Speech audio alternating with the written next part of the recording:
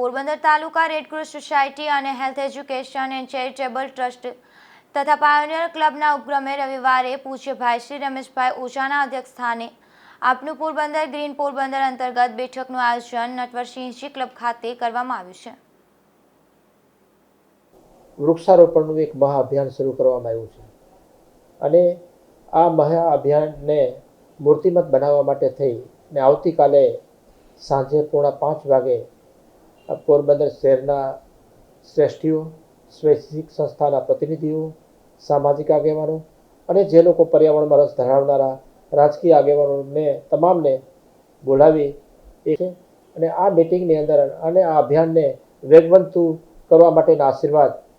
રાષ્ટ્રીય સંત પૂજ્ય રમેશભાઈ ઓઝા આપવાના છે. છાયા સ્વામિનારાયણ ગુરુકુળના સ્વામી શ્રી ભાનુપ્રકાશજી પણ આશીર્વાદ આપવાના છે અને પૂજ્ય વસંત બાબાશ્રીએ પણ અહીંયા આ અભિયાનને અમને આશીર્વાદ આપ્યા છે.